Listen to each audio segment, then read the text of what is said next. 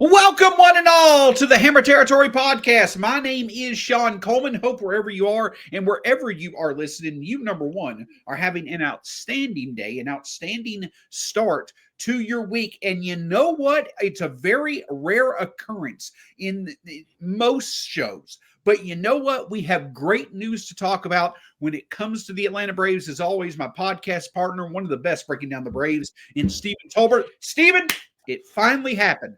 The subject that we cannot stop talking about because there was nothing else to talk about for the second half of the season. Drake Baldwin is your 2025 NL Rookie of the Year.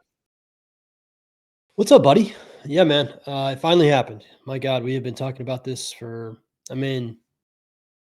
honestly, since Drake made opening day roster and just started hitting like crazy. The conversation started pretty quickly that hey, if he wins Rookie of the Year, he's been on enough top 100 prospect lists. He was on the opening day roster. This could very easily turn into a draft pick. And it just got louder and louder and louder.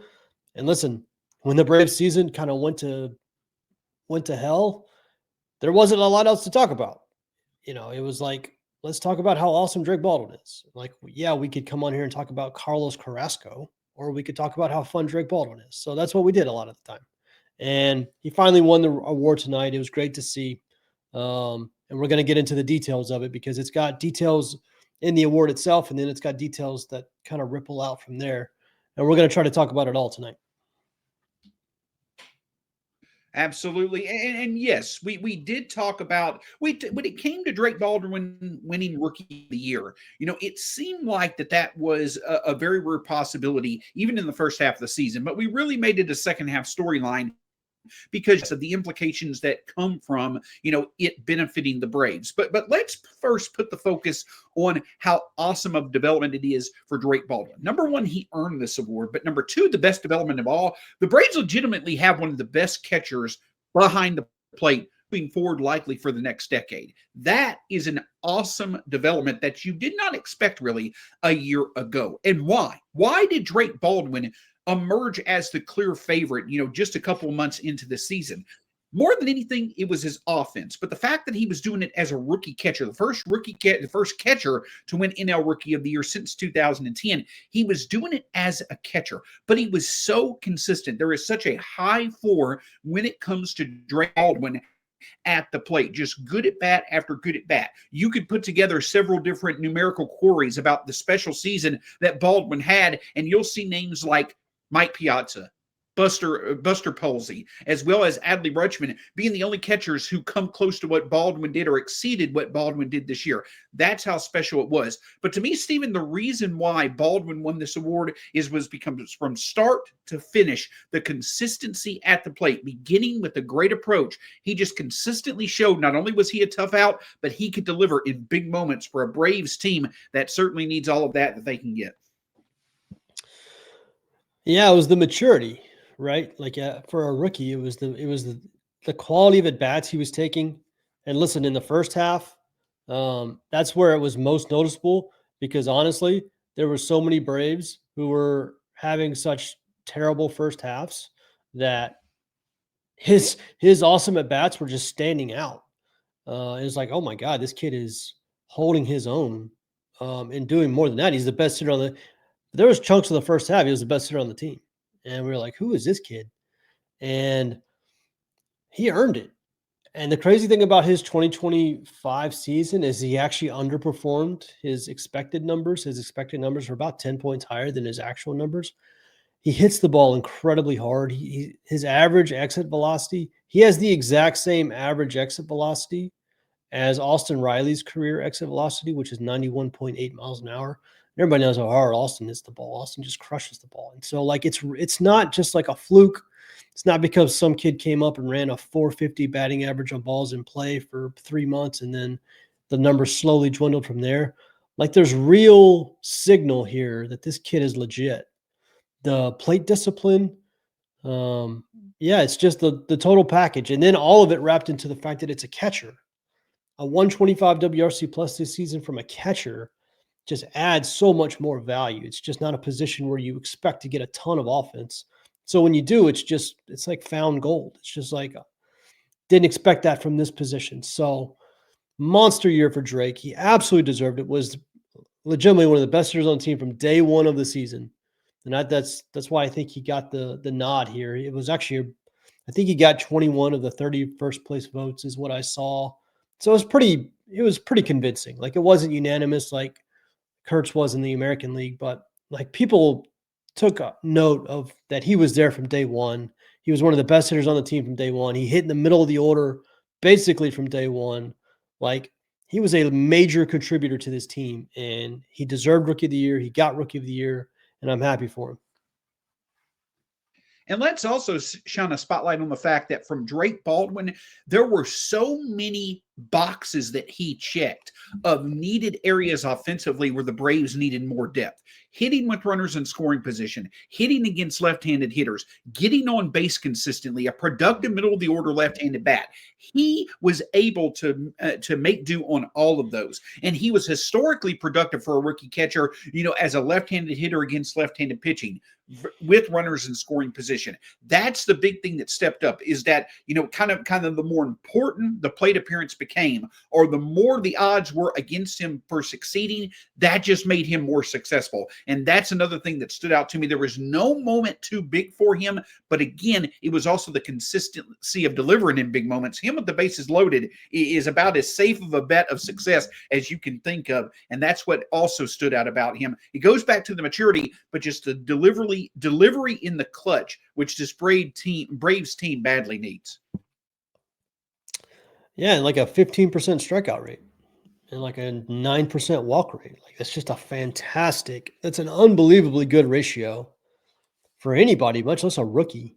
And I get he is an older rookie. He's like 24, which is probably a year older on average than what your typical rookie is, but still just incredible job. And the team loves him. The pitchers all raved about him in terms of like his development as a catcher. That wasn't a given either. Like it wasn't a given that he was going to come along and be able to catch Chris Sale and be able to catch Spencer Strider and veteran pitchers that have a very specific mindset of how they want their games called. Chris Sale famously has said, "I don't shake off my catcher. He calls the game." And so like you have to know what you're doing to catch a Chris Sale game. And Chris Sale just gave this kid rave reviews all season long.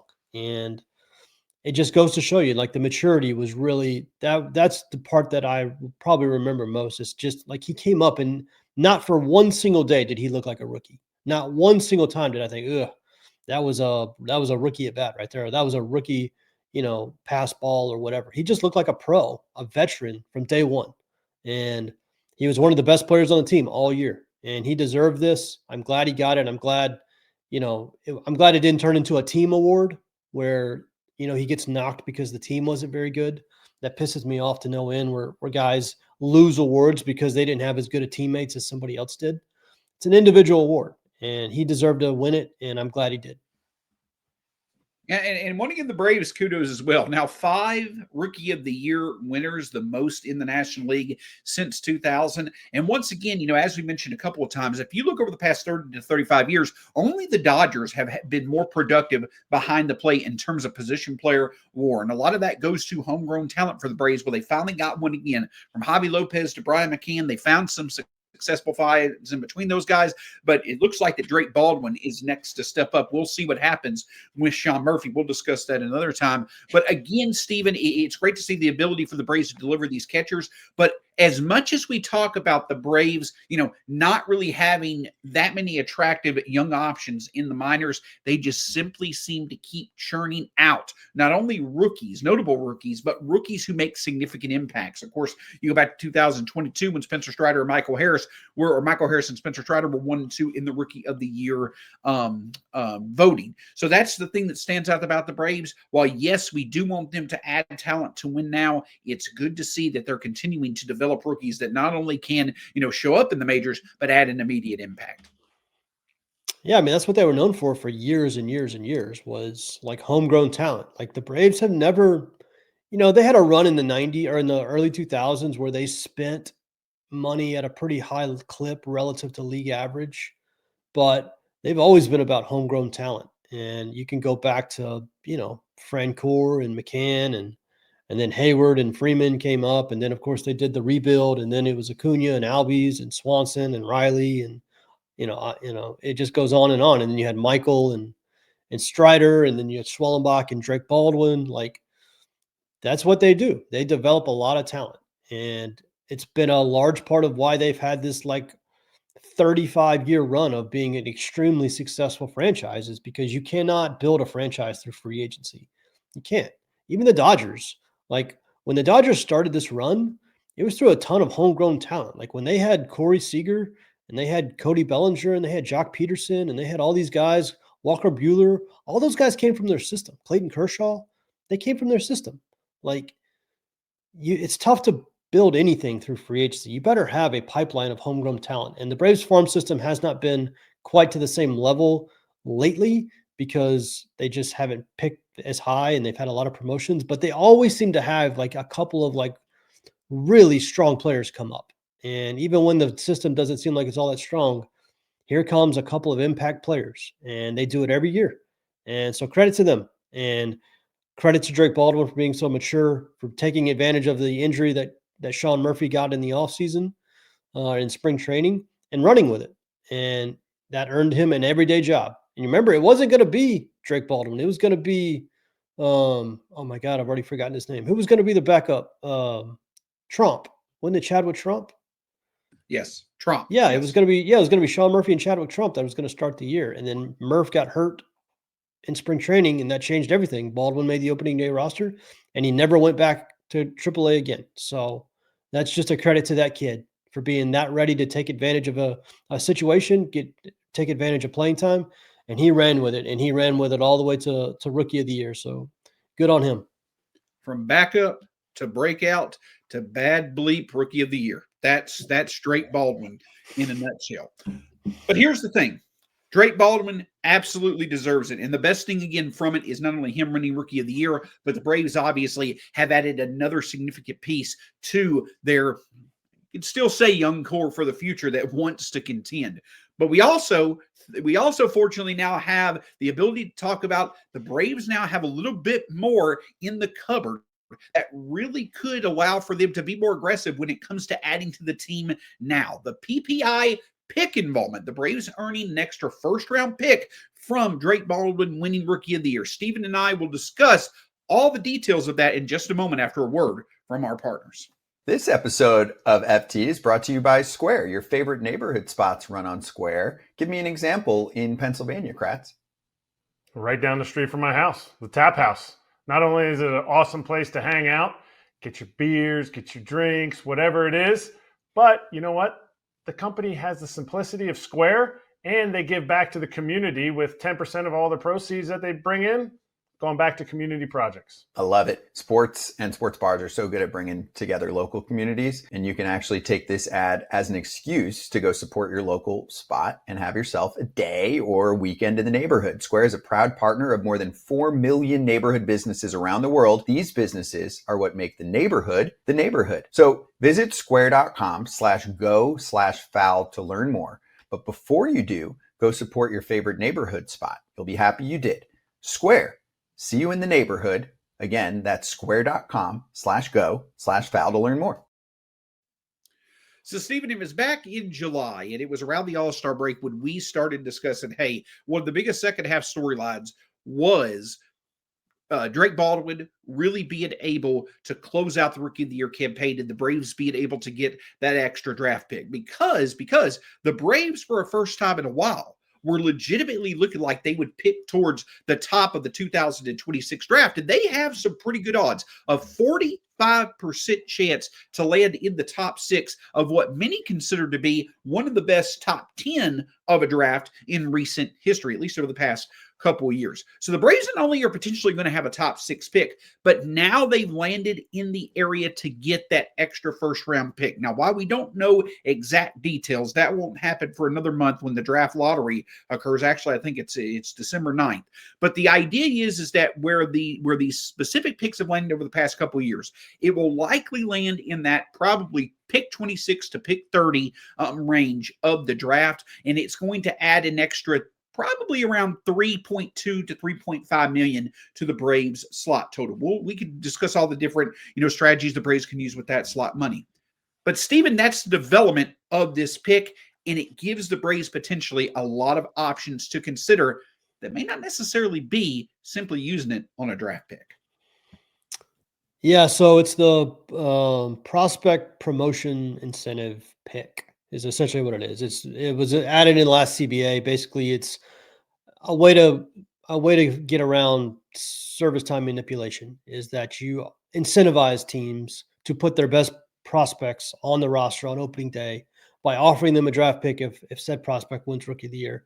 It's a little contrived, but it does make sense that, because teams do this all the time. They keep their best prospects down for 3 weeks or 4 weeks to get an extra year of control. So that's what the Braves got. This is where it gets fascinating because there's two ways you can look at this. And I want to get your opinion on this, Shawn, because I have an opinion on this. And my opinion has changed a little bit in the last probably 48 hours as I've thought about this more. There's two ways you can think about this. So the Braves now have an extra pick basically at the end of the first round, which is now they're going to be their second pick of the draft. So the way the rule works in baseball is we've talked about qualifying offers where free agents get the top level free agents get qualifying offers. And if you sign one of those players, you are dinged a draft pick. Well, for the Braves, in terms of where they are with luxury spending, the most likely outcome is if they sign one of these qualified free agents, they're going to have to give up their second highest draft pick. Well, after tonight, their second highest draft pick is now going to be this pick, the Drake Baldwin pick that we just got. And it's going to be likely at the end of the first round. It's likely going to have, like you just said, like $3.5 million attached to it in terms of your bonus pool, which is almost as important as the pick itself, to be quite honest, because of what it allows you to do in terms of draft strategy. And so the question has been, which of the two thoughts do you go with? Do you go with, well, we can now go sign a qualified free agent because we just got this extra draft pick, and it's basically like not having to give up a draft pick because we just got an extra one for free? Or do you go the other way where you say, the fact that this pick is going to be that close to the first round and have this much money attached to it now makes it even more valuable than what was going to be the Braves' second highest pick, which was going to be their second round pick? And does that make it more likely that you keep the pick and don't sign a qualified free agent? And I've thought about this. I've been thinking about this the last 2 days. Scott was actually talking about this on Twitter the last couple of days. I think that one of the first tweets he sent actually got me thinking about it. And here's where I am, and I do want to get your opinion. I think I've landed on I would rather the Braves keep this pick. I would rather the Braves not sign a qualified free agent. Because let's be honest, the most likely person they would sign that's got a qualifying offer is a pitcher. And you just talked about how the Braves just do not hand out these 6-7 year, $200 million contracts to pitchers. They just let Max Fried walk off of one of those to the Yankees last year. They do not sign these contracts. And when you add that to the fact that you can just go trade for a guy like Sonny Gray, who's going to cost money, but he's not going to cost draft picks. He's just going to cost money. And he might not cost $35 million because you could get the Cardinals to pay some of that down. You could go get a guy like Sonny Gray, and you could keep this draft pick, and you could keep all of the money associated with this draft pick in terms of your bonus pool, and just go stock up on prospects. This is probably the highest you're going to pick in the draft for a long time. This is kind of a one-off opportunity for a team that's in a championship window to, all right, we had a bad year. Let's take a full advantage of this bad year by just cleaning up in the draft, by having this massive draft bonus pool. You have this, what's probably going to be a top 5 pick. You have this extra draft pick. You have all the money associated with that. You could just absolutely clean up and really just explode your farm system, as well as being able to have more trade capital. Like, I understand the idea of wanting to sign a qualified free agent, but the more I've thought about it the last 2 days, the more I think you can go trade for an arm that doesn't require you to give up a draft pick. And I think you could keep all of this capital and use it to build your system from within. I want to hear your opinion on where do you stand as we sit here right now? The opinion is simple for me. It's a matter of risk and reward, because the Braves now have extra incentive to go out and make as rewarding of a move as possible. But they also now have a bit of leverage when it comes to the risk involved. And what I mean by that is this, is that, as you mentioned, Alex Anthopoulos, he let Max Fried walk. We have seen him go after Aaron Nola. We have seen him go after Nathan Eovaldi. And whether it was the $25 million per year that those guys got, or potentially the long-term contract that Aaron Nola got, he did not go forward with those deals. That being said, I understand that some are like, well, you haven't gone that route yet. You have even more reason now to go after it with how much you've underperformed over the past couple of years, and you've got even more incentive to go get it done. This is the time to do it. But I still feel that Alex prefers those shorter term deals where he'll be able to go a little bit higher on the AAV. So if you go the qualified free agent route, you not only lose the draft pick, but you take on the riskier proposition of, you get a very quality arm, but it's a long-term contract at a high AAV. That's just uncharacteristic of Alex. Yeah. So that's why I think the trade route does make sense, because you get the ability to be able to keep the draft pick, but also restock whatever you send out. Now, here is the extra way where I think getting this draft pick makes sense beyond just making a trade for an arm. Go fill multiple needs now with a trade. For instance, one that I think makes sense, go get Sonny Gray, but also go get Brandon Donovan. Go fill two needs at once for your starting rotation, as well as getting a utility quality hitter that can help supplant some of your other players. And if it costs you a top draft pick, be willing to pay it, because you have the ability to control Donovan for multiple years. You could potentially extend Gray. Maybe you go get a Griffin Jax as well as a Brandon Lowe with Tampa Bay. That fills the same need. If you want to think big, we'll talk about him in just a moment, but go talk with Minnesota about Byron Buxton and Pablo Lopez. Maybe the route to go in a trade is getting multiple players that you can control, and then you can turn right around and replace what you traded away in this draft. Yeah. I think that is the more productive, minimizing risk, still getting significant reward route to go than going after a qualifying free agent. Yeah.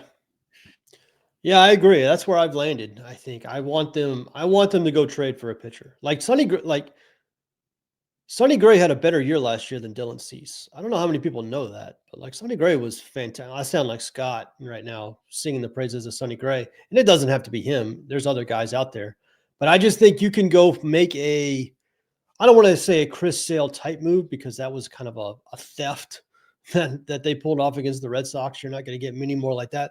But I think you can go do something like that, where you get value, where you get still a high-level pitcher, but you don't have to give him 6 years like you're going to have to Dylan Cease or Ranger Suarez, and you don't have to give up the draft pick to sign him. And that makes a lot of sense to me. And like you said, anything you trade away, like Sonny Gray wouldn't even cost like it's going to cost money. Like he makes $35 million next year. The Cardinals know they're not getting any sort of like top level prospect for him. Like if you just offered to take most of the money, they would say yes. And there are plenty of guys out there where you could get a valuable pitcher and not really having to give up that much in your system. But like you said, even if you did give up a pretty good prospect, you now know that come July, you are loaded up in the draft and you can go replenish that system like that. So yeah, I have done a 180 on this, where I want the Braves to stay a mile away from all the qualified offered free agents. Like Brad was talking about this the other night on the show they did, where like none of those pitching contracts, they were looking at the predictions, like MLB Trade Rumors, Fangraphs, and Brad said it was like none of these contracts scream to me like I really want them to go do that, like Nathan Eovaldi did last year when we were all talking about going to get Eovaldi. You know what you could do? You could call the Rangers and say, hey, you guys are trying to clear money. How about we take the rest of that Nathan Eovaldi contract off of you? Or Sonny Gray, or, there's there's a list of names that we could go through, but I just think there's more valuable ways to do it than just signing one of those qualified free agents and immediately giving up what's going to be like the 28th pick in the draft and all the money attached to it, like $3.5 million attached to it.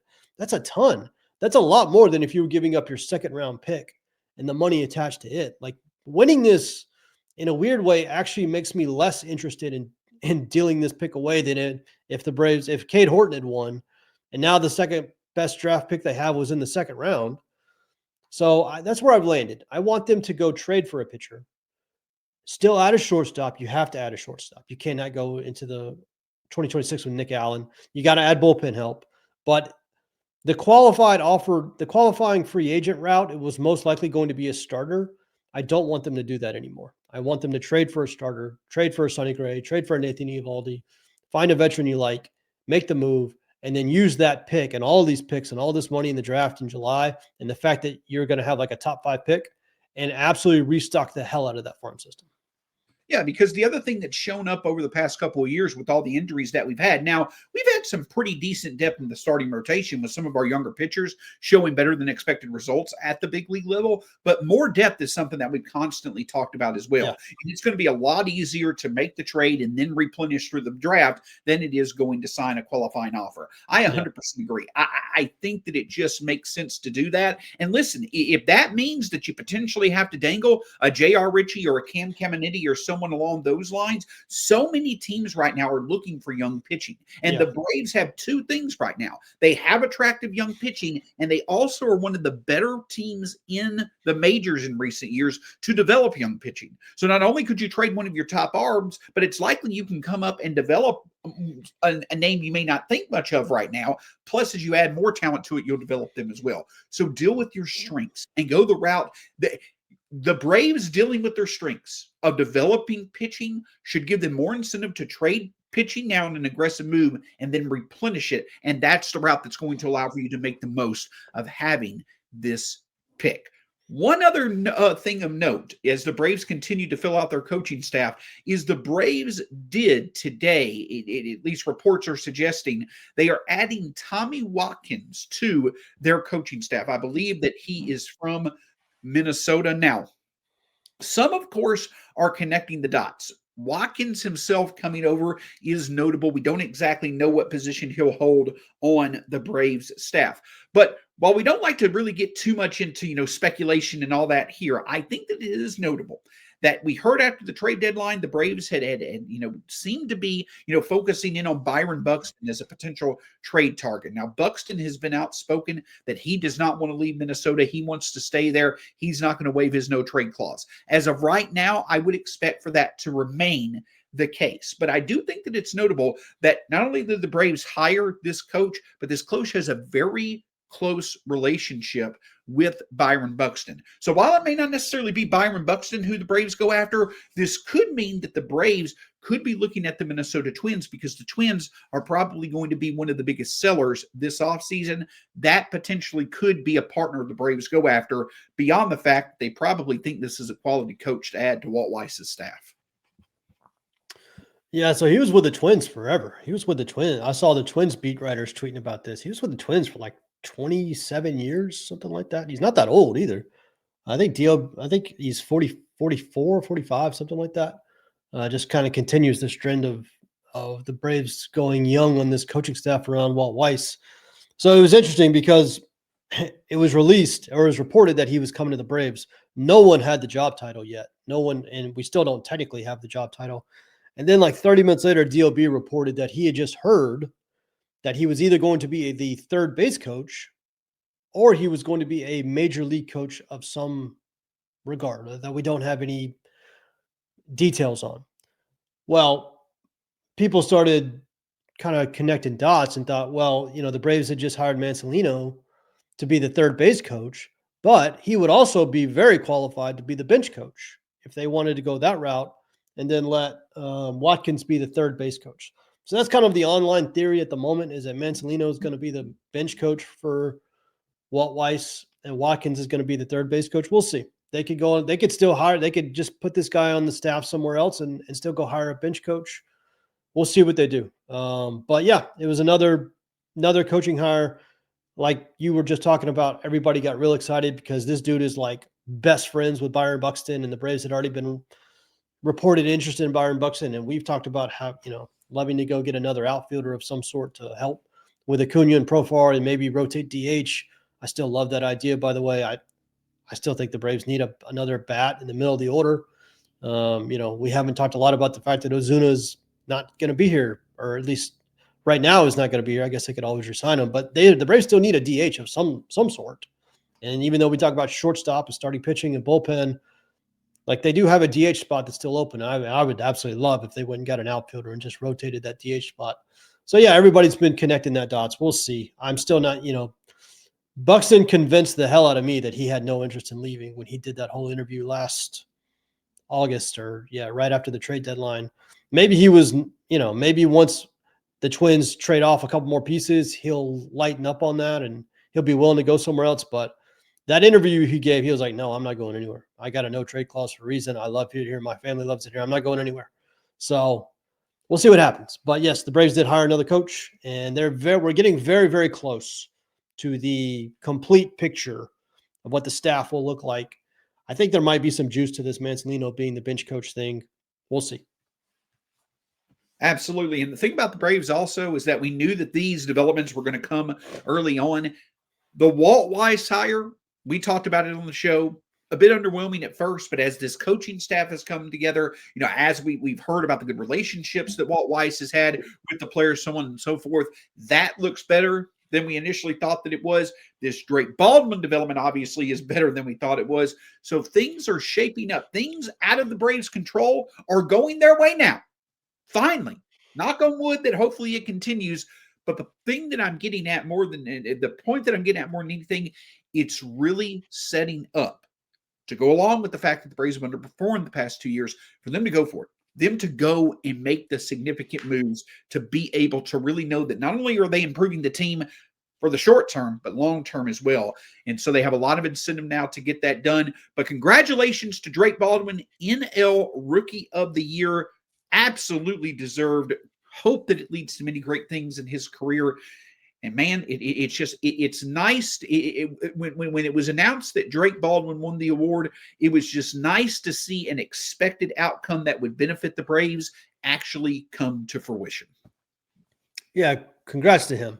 I mean, more than, obviously we cover the team, so we talk about this stuff from a team perspective, but just from an individual perspective for him, it's just a massive honor. I mean, doesn't matter what you do for the rest of the career. Nobody can take that away from you. You won Rookie of the Year. And Acuna did it, and Michael Harris did it. And it's a cool thing. So awesome for him.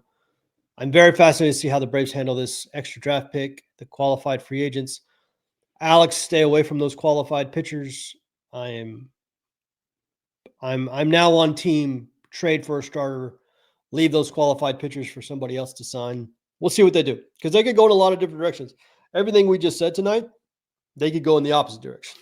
They could be like, yeah, now that we have the extra draft pick, we feel more inclined to sign one of these free agents because, it's just an extra pick, and they could be in that camp. We'll see. We have no clue, but my opinion, I think they should now protect this pick, use it to have a massive draft in July, and then go trade for the starter that you were going to sign in free agency. But we'll see what they do. But the big thing is, Stephen, and I want to put it this way, while your opinion has changed, I've kind of always been on board with going the trade route than the signing route. But if they go sign a Michael King or a Dylan Cease, Ranger Suarez, please understand that'll be an exciting move. Like, we'll definitely be excited. Yeah. The bigger thing that I'm seeing is this: whether they go the qualifying free agent route or they go the trade route, they have more incentive, because their status quo does not change really at all on the prospect side of things. They have more incentive to significantly improve the team now. They have more wiggle room to do that now, and so to win now. And so that's the big development from all this. So that's the reason why I wanted to make that point. While we are not necessarily thinking that going out and signing that qualified free agent is the big move, if that or the best move, if that's the Braves' motive, if that's their focus now, and they get it done, there's no denying that addition definitely puts this team in a better position now. And at the end of the day, that's the huge focus with where this core is age-wise. Yeah. And so, again, congrats to Drake. Congrats to, I mean, I'm sure it was funny. They did an interview with, did you see, were you watching the thing?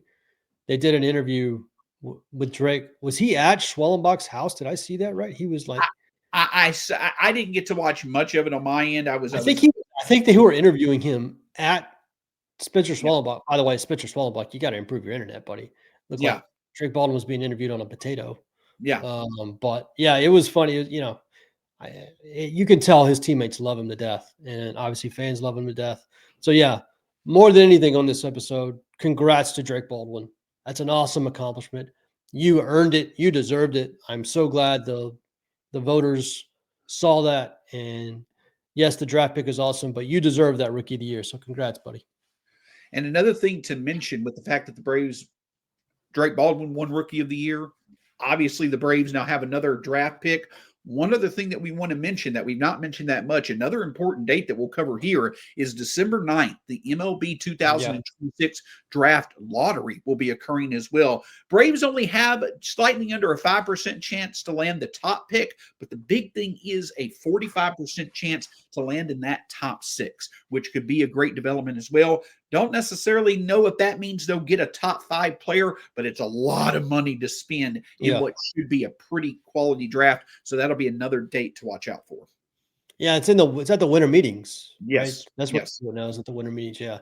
It's actually the GM meetings happening right now, by the way, which no clue that was happening. I mean, I guess I did know, I just forgot. The GM meetings are just such a non-event relative to the winter meetings, which are at the kind of the first 2 weeks in December. So that's the big one.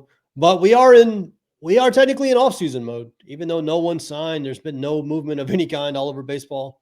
We are in off-season mode. So at any moment, we could get any sort of blue box, any sort of signing, any sort of trade.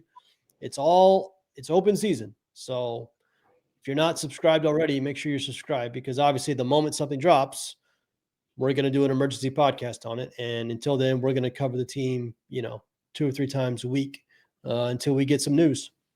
And the thing is that you can find us anywhere: YouTube, Spotify, Apple, wherever you choose to listen to your podcast. Or if you enjoy YouTube, my smiling face, Steven's smiling face as well, you can do all that by simply hitting that subscribe button. Thanks so much for joining us here on Hammer Territory. You can find me at StatsSAC on Twitter/X, Steven at B_Outliers, Hammer Territory across all forms of social media, part of the Foul Territory family of podcasts, which you can find as well. Subscribe to all the great shows under the Foul Territory name. Until next time, again, congratulations to 2025 NL Rookie of the Year, Drake Baldwin. Go Braves. We'll talk to you again soon here on the Hammer Territory podcast.